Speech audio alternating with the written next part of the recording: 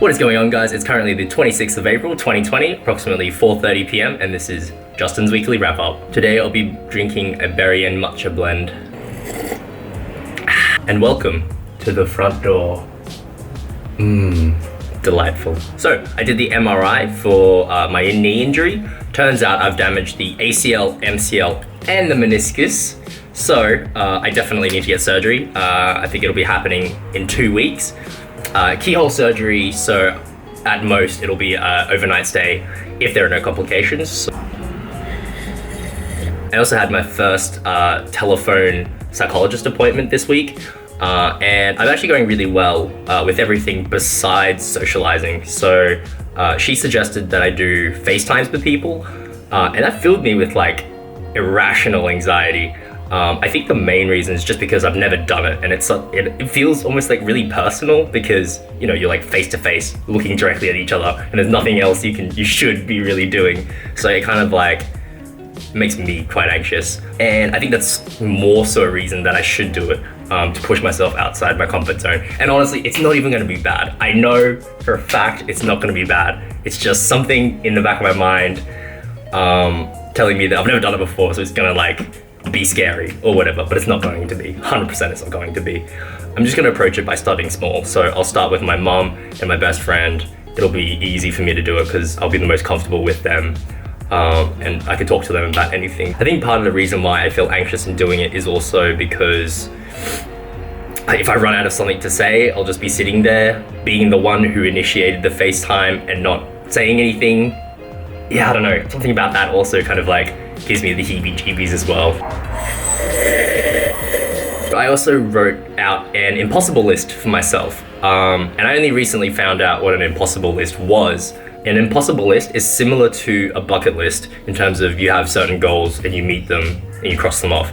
But the difference is, one, a bucket list generally gets smaller and smaller until you sort of get to the end, whereas with an impossible list, you sort of iterate on the list. So for example, if you do a half marathon, then you iterate on that by doing a full marathon afterwards. And the other thing about the impossible list is the goals may not necessarily have to be realistic. And what do I mean by that? A realistic goal will be something like, I don't know, doing 20 pull-ups. Like that's, you know, for most people that is a doable thing. An unrealistic one would be something like going to space. Like it's for most people, I think it's like a ridiculous idea in our minds to go to space as just like a regular Joe.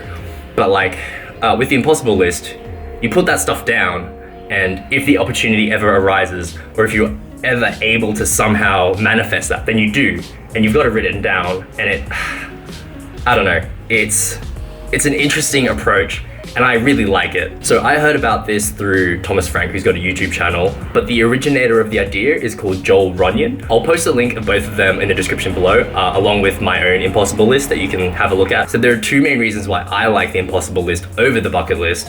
And the first one is like when you get to the end of the bucket list, then what do you do? You just pick the bucket, I guess.